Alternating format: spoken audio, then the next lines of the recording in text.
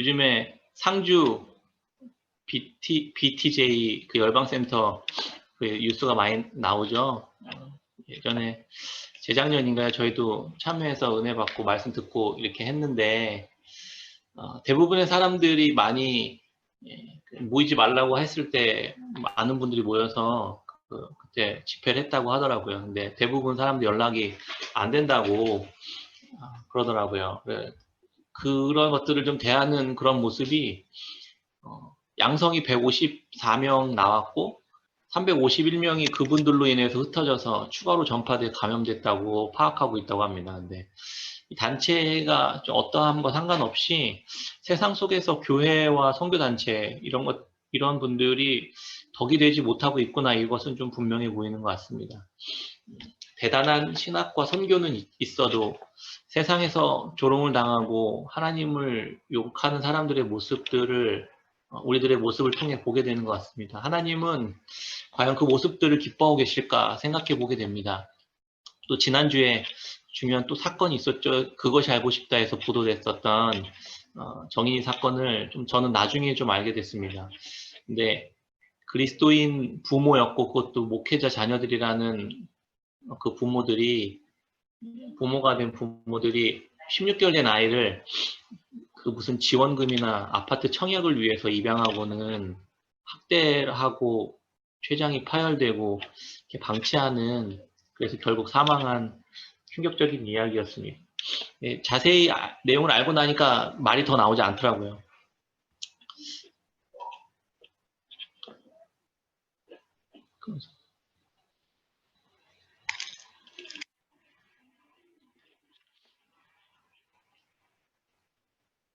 어떻게 그리스도인들이 그렇게 살 수 있을까? 그리스도인들의 모습이 어떻게 그런 모습일 수 있을까? 이런 마음이 들어서 많이 속상했습니다. 믿음이 무엇일까? 참 많이 생각해 보게 되는 충격적인 시간들이었고 또 많이 속상한 시간들이었습니다. 어떻게 아무런 저항도 할 수 없는 그 아이를 가두어 두고 또 먹이지도 않고 뼈가 부러지도록 학대하고는 다른 일상들을 자유롭게 살아갈 수 있는 그런 게 어떻게 가능할까, 이런 생각이 들어서 참 이해가 되지 않는 그런 시간들이었습니다. 복음을 들었고 게다가 구원을 받았다고 하는, 믿음으로 살아간다고 하는 그리스도인이나 신앙인들이었다고 하는 것이 더 충격적이었던 것 같습니다. 우리는 정말 뼈를 깎는 심정으로 우리들을 다시 돌아봐야 할 것 같다는 생각이 들었습니다. 도대체 우리는 어디서부터 잘못되었고 또 무엇이 잘못된 것일까요? 지금까지 교회는 예수를 믿으면 구원받는다 이렇게 가르치고 그대로 믿었습니다. 예수님과 그분의 십자가의 희생과 부활을 우리가 믿기만 하면 우리 죄를 사하시고 의롭다 하시고 구원을 얻을 수 있다고, 그래서 영원한 천국에 갈 수 있다고 가르쳐왔고 우린 그렇게 알고 있습니다. 바울 사도가 강조했었던 오직 믿음의 신앙이 지금까지 복음의 전부라고 우리는 여겨왔습니다. 우리가 할 수 있는 것은 그 복음을 그냥 받기만 하면 된다, 그 구원을 우리가 받기만 하면 된다 하는 것이었습니다. 근데 우리가 그 믿음으로 지금까지 드러난 기독교 신앙의 모습은 방금 이야기했었던 이 두 가지 모습으로 나오는 것 같아요. 그 예수 믿고 종교생활 열심히 하다가 천국에 가는 그런 믿음을 갖던지, 아니면 예수를 믿고 천국행 티켓을 받고 세상에서 잘 먹고 잘 사는 복을 받기 위해 살던지, 이런 두 가지 형태로 드러나는 것 같습니다. 이런 가르침으로 지금까지 우리 기독교는 일관해 왔던 것 같습니다. 성경이 정말 그렇게 이야기하고 그렇게 가르치고 있는 것일까? 물론 믿음으로 우리가 구원을 받는 것은 맞습니다. 그렇다고 그것만 전부일까라는 질문을 우리는 다시금 우리를 향해 던져야 하는 것 같습니다. 성경의 나머지 부분들은 그것만 말하고 있는 것이 아니라 그것 말고 다른 이야기들도 많이 하고 있기 때문입니다. 지난주까지 우리는 히브리서를 묵상하고 야고보서로 넘어왔습니다. 5장밖에 되지 않는 짧은 야고보 사도의 서신서이지만 그 안에는 매우 중요한 복음과 구원의 메시지들이 담겨 있습니다.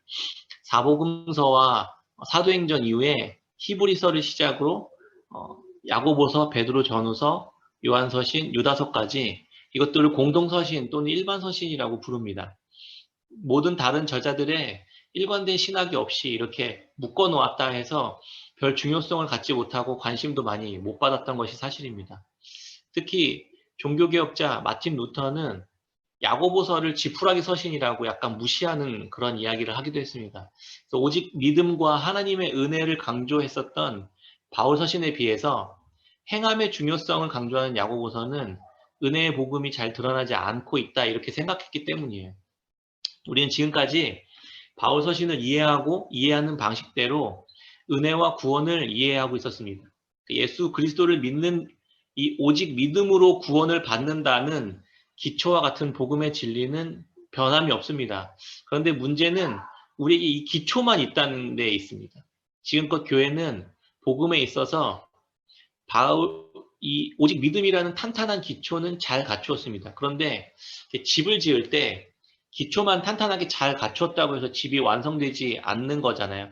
기둥도 세워야 하고 지붕도 얹어야 집이 완성되는 것처럼 기초도 중요하지만 나머지 것들도 더 중요합니다. 기초는 그래서 반석이라는 재료를 사용하지만 기둥은 나무이고 지붕은 지푸라기로 얹어야 되는 것처럼 기초가 아무리 중요해도 지붕을 기초로 삼을 수 없는 것처럼 다른 재료들이라고 해서 그것들이 필요 없거나 가치 없는 것들이 아닙니다. 야고보서는 지푸라기라는 튼튼하지도 않고 견고하지도 않는 이런 다른 재료이지만 집을 지을 때 지붕의 역할을 할 수 있는 아주 중요한 재료인 것과 같습니다. 우리는 지금껏 바울 서신을 가지고 오직 믿음, 오직 예수 그리스도, 십자가와 부활이라는 기초와 기둥들을 세워놓고 우린 집을 다 지었다라고 기뻐하면서 멈추고는 이제 그 안에 들어가서 살고 있는 것과 같은 상황입니다. 아직 문도 없고 지붕도 없습니다. 아직 우리가 완성되어야 할 것들이 남아있는 것입니다. 이것이 바로 야고보서가 강조하고 있는 믿음에 따른 행함의 중요성입니다. 야고보서 2장 22절에 보면 내가 보거니와 믿음이 그의 행함과 함께 일하고 행함으로 믿음이 온전하게 되었느니라 이렇게 말씀합니다. 한국교회는 오직 믿음이라는 기초와 기둥을 세운 채 그 안에 살아가고 있었습니다. 그러니까 평소에는 잘 몰라도 비가 오고 태풍이 불면 집 안에 있거나 집 밖에 있거나 하나도 다르지 않은 상태로 똑같이 살아가게 되는 것입니다. 그러나 위기 속에서 어려움 속에서 세상 사람들과 복음을 듣고 구원을 받았다고 하는 이들이 똑같은 모양으로 살아갈 수밖에 없는 이유가 여기에 있는 것입니다. 야고보서는 예수님의 죄사함과 부활과 생명과 음부의 권세가 이기지 못하는 십자가와 부활의 사건 위에 이미 우리들이 있다라는 걸 전제하고 이야기합니다. 대부분 예수님의 산상수훈과 말씀과 가르침, 그분의 주님께서 가르친 말씀에 대한 내용들, 산상수훈에 대한 내용들을 야고보서는 이야기하고 있습니다. 믿음은 그냥 이신칭의, 그래서 믿는다라는 고백으로 끝나지 않습니다. 반드시 믿음에 의한 행함과 함께 그 믿음이라는 것을 볼 수 있습니다.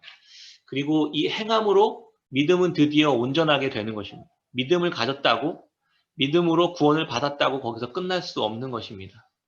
믿음이 어떤 믿음인지 그 믿음은 그의 행함으로 자신의 믿음을 드러냅니다. 야고보서 2장 26절에 유명한 말씀이 있죠. 영혼 없는 몸이 죽은 것 같이 행함 없는 믿음은 죽은 것이니라. 지금껏 우리 그리스도인들의 행함은 어떤 믿음에 근거한 행함이었을까? 선교를 한다고 삶을 그렇게 드린 분들의 행함이 어떤 믿음 위에 있었던 것이었을까? 입양을 하겠다고 했었던 그 행함은 어떤 믿음 위에 있었던 행함이었을까? 그들의 믿음과 행함을 지적하고 비난하면서도 그것이 결국 나를 향한 하나님의 질문으로 들렸습니다. 너의 행함이 어떤 믿음 위에 있는가 다시 한번 점검하고 다시 한번 살펴보라는 말씀처럼 들렸습니다. 믿음만 있거나 행함만 있는 건 아닌지 좀 진지하게 고민해야 할 것입니다. 우리는 어쩌다가 이 지경까지 되었는지 모르겠습니다. 지난 시간까지 우리는 히브리서를 묵상했습니다. 구약의 하나님께서 어떻게 죄로 죽을 수밖에 없었던 우리들에게 구원을 베푸셨는가에 대한 대답으로 히브리서에 말씀이 있었습니다. 하나님은 아브라함 한 사람을 선택하셔서 한 민족을 이루시고 그들의 하나님이 되어주시고 그들의 하나님이 백성이 되도록 하셨는가를 히브리서는 설명해 주고 있었습니다. 한번 기억해 보세요. 율법을 주시고 세상에 우리가 살아가면서 우리가 지은 죄에 대해 하나님과 어떤 온전한 관계를 계속해서 누릴 수 있도록 제사를 통해 용서를 받아 의롭게 되는 구약의 방식, 그런 것들을 이야기하고 있었습니다. 그리고 그것이 어떻게 예수 그리스도를 통해서 더 나은 제사와 온전한 제사가 되도록 하셨는지 말해주고 있었습니다. 우리는 그래서 대제사장 되신 예수 그리스도와 그분의 십자가의 은혜로 이루신 온전한 그분의 일을 믿음으로 우리가 구원을 받는 자들이 된 것입니다. 구원은 그래서 온전히 하나님의 선물로 베풀어 주시는 것이기 때문에 우리는 그저 감사함으로 받기만 하면 되는 것입니다. 하나님이 아브라함을 일방적으로 찾아오셔서 은혜를 받는 약속을 아브라함과 체결해 버립니다. 어쩌면 아브라함은 언약을 맺은 게 아니라 강제로 체결당한 것처럼 그런 느낌을 더 많이 받습니다.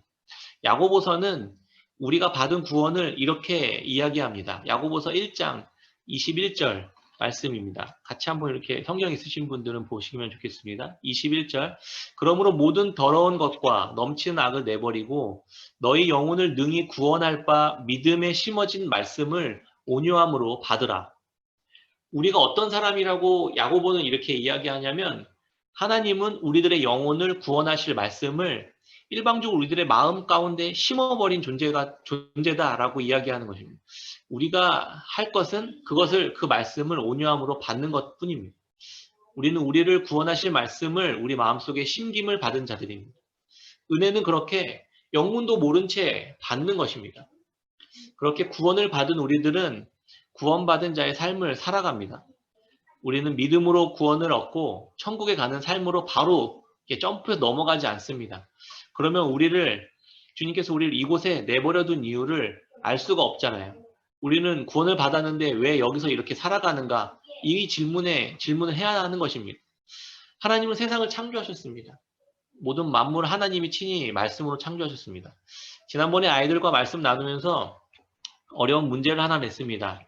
아시는 분들도 있겠지만 하나님이 세상을 어떻게 창조했을까요? 아이들에게 이렇게 물어봤습니다. 애들은 뭐라고 이야기했을까요? 말씀이요 이렇게 이야기합니다. 그러면 사람은 어떻게 창조했을까요? 물어보니까 흙으로 빚어서요 이렇게 이야기했습니다. 참 똑똑하죠? 여기서 문제가 있습니다. 하나님은 왜 사람만 흙으로 빚어서 창조했을까요? 하나님이 빛이 있으라 말씀하신 것처럼 땅이 드러나라 이렇게 하셨던 것처럼 나무와 풀과 물고기와 새와 동물들을 만들어 내신 것처럼 사람도 그렇게 있으라 하면 되실 것을 왜 흙으로 빚으셨을까요? 창세기에 보면 1장 1절의 창조 이야기가 2장 3절이면 창조가 끝납니다. 하나님은 시간과 공간의 제약이 없으신 분이고 시간을 만드신 분입니다.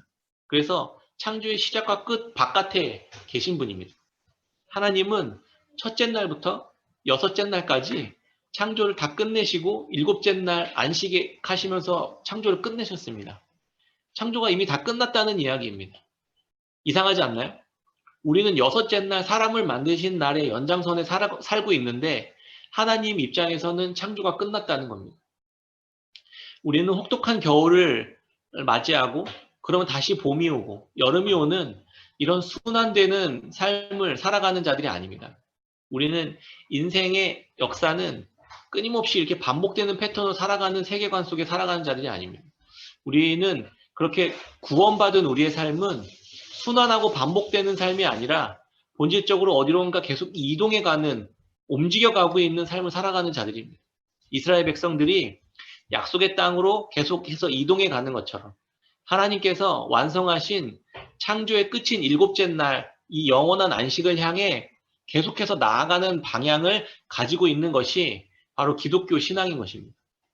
우리는 구원을 받고 구원의 완성을 향해 계속해서 나아가는 자들입니다. 우리는 흙으로 지음을 받고 안식을 향해 나아가는 자들입니다.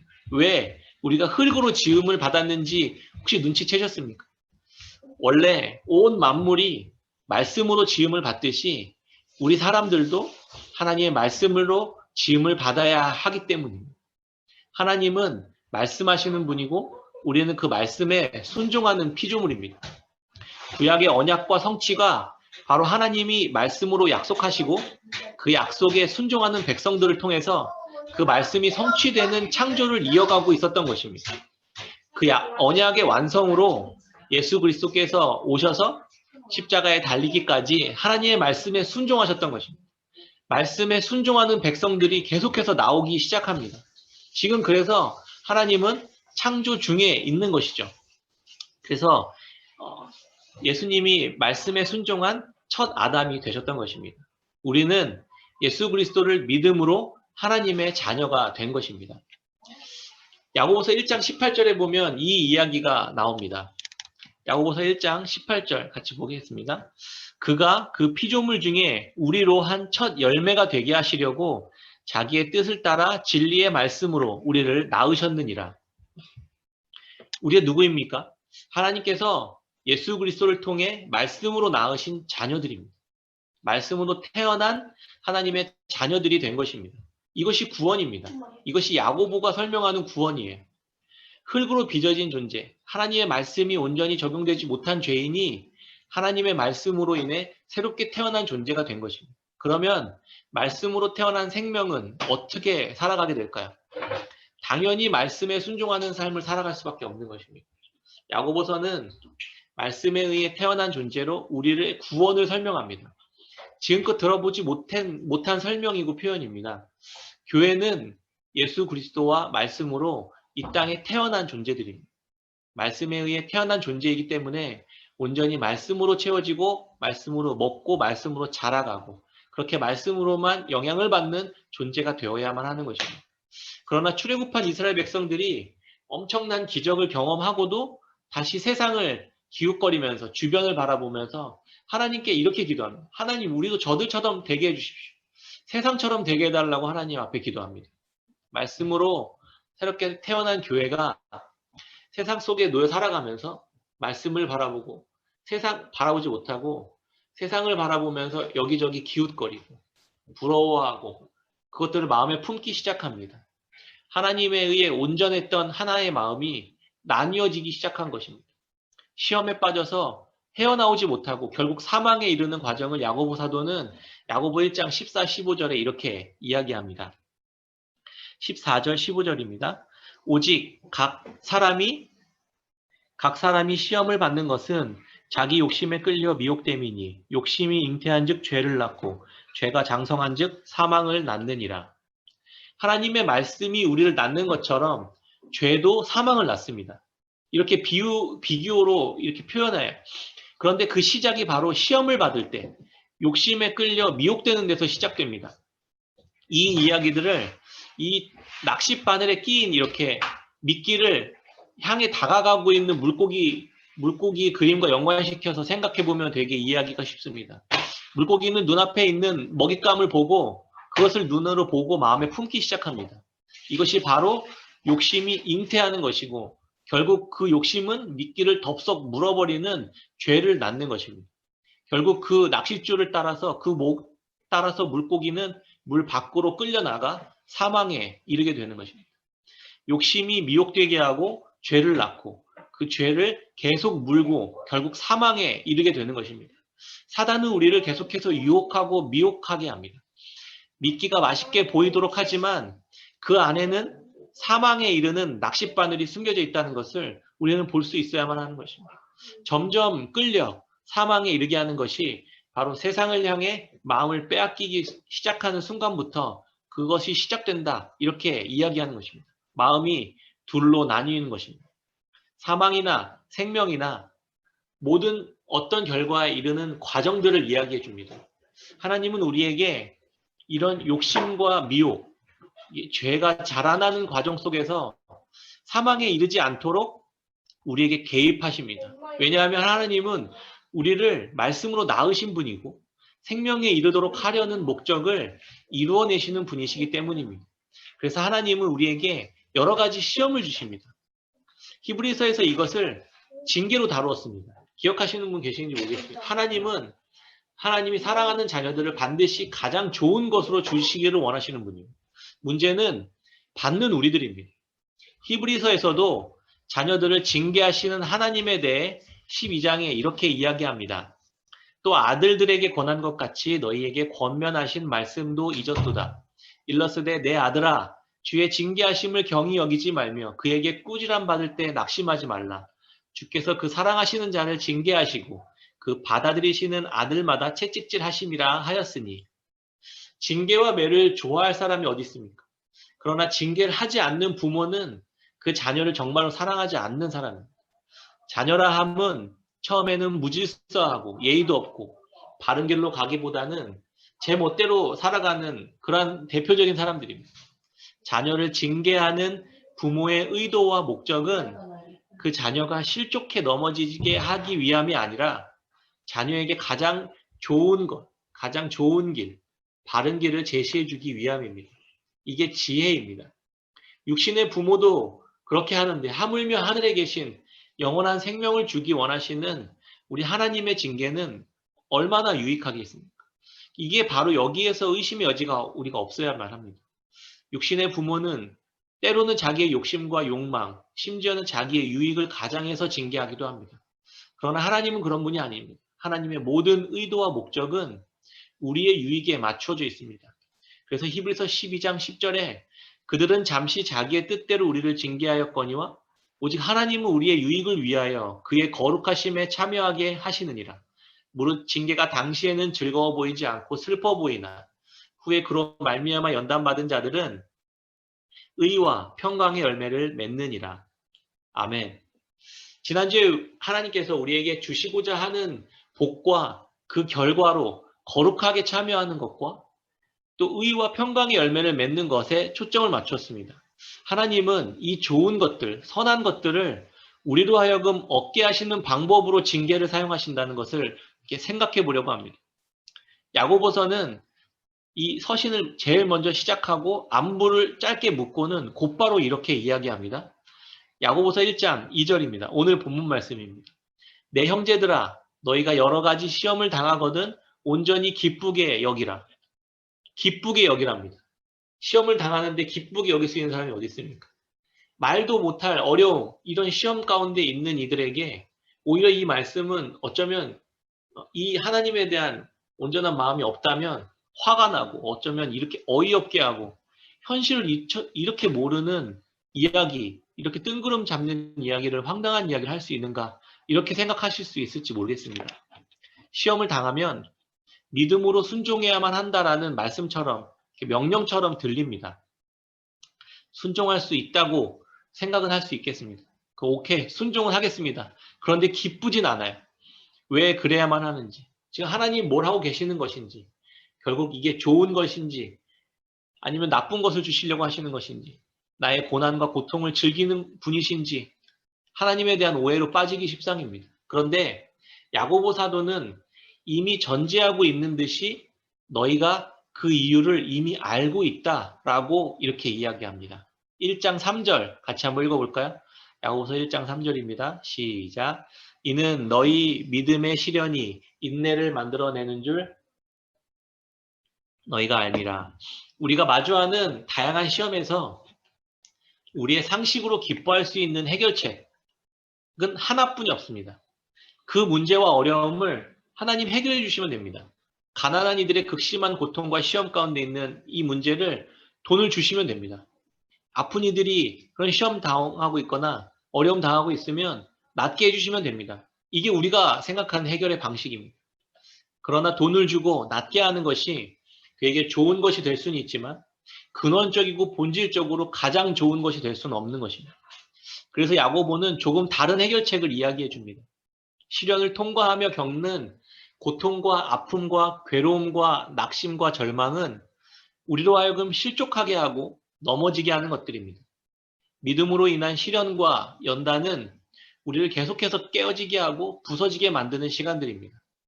그러나 말씀으로 태어난 구원받은 백성들은 무언가를 이미 알고 있는 자들입니다. 하나님께서 우리 마음 가운데 심어 놓으신 그 말씀과 그 믿음은 시련과 연단을 통과하면서 계속해서 깨어지고 결국 그 안에 있는 인내의 역사를 만들어내는 것, 생명을 드러내게 하는 무언가를 만들어내고 있다는 사실을 알고 있는 자들이라는 것입니다. 시련이란 단어는 원래 연단이나 검증이라는 뜻으로 평소에는 잘 드러나지 않는 어떤 본질이 테스트와 같은 어떤 계기를 통해서 진정성이 비로소 드러나서 보다 온전한 모양을 갖추게 된다. 이런 뜻이라고 합니다. 리트머스 시험지가 이 테스트 용액에 담겨서 그 특징이 그때에서야 드러나는 것처럼 용광로에 담긴 이 담금질을 받는 쇠처럼 진정한 자신의 본래의 모습이 점차적으로 드러나고 있는 어떤 모습을 표현하는 단어입니다. 대장장이의 의도를 따라서 그 손에 들려서 용광로와 찬물을 번갈아 가면서 오가면서 두들겨 맞는 것처럼, 그래서 온전한 쇠가 되어가는 것처럼, 또 씨앗이 땅에 심겨서 이미 그 안에 많은 열매를 맺을 수 있는 DNA를 가지고 그 목적을 향해 싹을 틔우고 자라가는 이 과정을 통해서 열매를 맺어내는 이 온전함에 이르게 되는 것처럼, 믿음의 시련은 인내를 만들어내는 것이다. 이렇게 가르치고 있는 것입니다. 온전함을 향한 인내를 만들어가고 있는 것이다 라고 이야기하고 있는 것입니다. 인내는 우리가 힘주고 애써서 만들어내는 것이 아니에요. 인내는 믿음이, 우리 안에 심겨져 있는 믿음이 시험을 만나서 작동하기 시작하는 무언가예요. 이 믿음의 인내는 그래서 우리를 온전함에 이르도록 하는 것입니다. 야고보서 1장 4절입니다. 같이 한번 읽어보겠습니다. 시작. 인내를 온전히 이루라. 이는 너희로 온전하고 구비하여 조금도 부족함이 없게 하려 함이라. 아멘. 원래의 목적지에 이른 상태, 최종적인 원숙에 이르는 상태, 그래서 빠짐이 없이 다 갖추어진 상태, 다 온전함의 또 다른 표현들입니다. 성도는 이 사실을 다 알고 있는 자들이라는 것입니다. 하나님의 선하신 뜻이 세상의 말씀으로 나으신 바 된 우리들에게 온전함에 이르게 하시기 위해 시험을 통과하게 하시는 것입니다. 죄와 사망에 이르는 유혹에 빠져 사망에 끌려 멸망에 이르는 것이 아니라 우리 마음에 심어버리신 그 말씀으로 태어난 성도가 이 시험들을 통과하면서 믿음에서 뿜어져 나오는 인내의 역사를 이루어가며 온전함에 이르게 하는 것입니다. 우리는 우리 안에 온전하고 구비하여 조금도 부족함이 없는 영원한 생명을 이미 다 받은 자들입니다. 우리의 속에 하나님의 말씀으로 심긴 이 생명을 품은 이 땅에서 임산부처럼 살아가는 자들입니다. 이 땅에 하나님의 생명으로 우리가 착상된 자들과 같은 그런 이미지를 계속 이야기해 줍니다. 아내가 우리 아이들을 뱃속에 가지고 있었을 때 아내의 삶은 완전히 변했습니다. 그 생명이 아내의 삶을 완전히 뒤집어 놓았습니다. 그 생명이 온전하게 태어나는데 아내의 삶은 다 그 생명에 맞추어진 상태로 살아갔습니다. 좋은 생각을 하고 좋은 말을 하고 좋은 음식을 먹고 좋은 음악을 들었고 자기의 몸이 망가지면서도 자기 활동과 이 자유에 계속 제한을 받으면서도 그런 괴롭고 힘든 고통스러운 10달의 시간을 인내의 역사로 보냈습니다. 그러면서도 또 중간중간 그 생명의 신비와 소중함에 기쁨을 경험하기도 했었습니다. 그렇게 생명이 온전하게 되어서 이 땅에 태어나는 날을 알고 있기 때문에, 그 안에 생명이 있기 때문에 그 모든 것을 견디는 인내의 역사들이 나올 수 있게 되었던 것입니다. 고통과 아픔이 사라지고 그냥 이것들을 그냥 그만두는 것이 아니라 온전함을 갖추어서 완성에 이르고 태어나는 완성에 이르는 것이 더 소중하다는 사실을 알고 있기 때문이었습니다. 인내는 그래서 생명에 의해 나타나는 것입니다. 그리고 그 인내는 온전함을 결국 이뤄냅니다. 우리의 삶이 이 과정과 매우 비슷합니다. 말씀을 맺겠습니다. 코로나로 힘든 시간들을 보내고 있는데 안 그래도 힘든데 이런 것들을 또 전파시키는 그 중심에 기독교와 관련된 이들이 있다는 사실에 더 마음이 무겁습니다. 그들이 보이는 행동이 참으로 속상하고 참담합니다. 16개월 만에 입양된 정인이가 믿음 좋은 그리스도인 부부에게 학대당해 죽음에 이르렀습니다. 신앙과 믿음에 대해 큰 회의감이 들었습니다. 속상해하면서 기도하는데 이 세상에 만연한 악과 그 악의 종노릇하고 있는 죄인들의 삶의 끔찍함을 보게 되었습니다. 그러면서 점점 그 사건에서 보여준 모습이 저와 상관없지 않은 것 같아 부끄럽고 하나님 앞에 너무 수치스럽고 부끄러웠습니다. 아무런 저항을 할 수 없는 16개월 된 정인이는 오늘 이 땅에 오셨던 예수님이었구나 라는 생각을 갖게 되었습니다. 오늘도 우리는 여전히 예수 그리스도를 힘으로 때리고 나의 필요만 채운 채 깜깜한 방에 가두어 놓고 내 욕망만 채우고 이용해 먹다가 버렸음을 알게 되었습니다. 예수님 같은 동족에 의해 유대인과 제사장 그 당시의 힘과 권력에 의해 살해당하셨습니다. 하나님의 말씀을 몰숨을 걸고 지킨다는 그들의 믿음이 예수님을 죽였던 것입니다. 이 시대 그리스도인과 교회가 세상 속에서 믿음의 시련을 통과하는 시험 앞에서 인내의 역사를 이뤄내기보다는 예수님을 오늘도 십자가에 죽이고 있는 건 아닐까? 우리는 과연 무엇을 믿고 있는 것일까? 그리스도인 대체 지금 무슨 짓을 하고 있는 것일까? 우리는 그리스도인이고 누가 그리스도인은 아닐까? 나와 우리는 그 부모들과는 좀 다른 사람들일까? 하나님 앞에 좀 정직하게 고백해 보게 됩니다. 징계가 거룩에 참여하게 하고 의와 평강의 열매를 사랑하는 자녀들에게 맺게 하시는 하나님 아버지의 지혜라는 사실을 우리 모두가 알게 되었으면 좋겠습니다. 믿음의 시련이 인내의 역사를 만들어내고 온전함에 이르는 과정 중에 있음을 알고 우리가 감사하며 기뻐함으로 삶의 현장에서 이 인내의 역사를 온전하게 이루어가는 그러한 깨끗한 샘교회 성도님들, 우리 모두의 그렇게 복된 삶이 되시기를 주님의 이름으로 축원합니다. 아멘.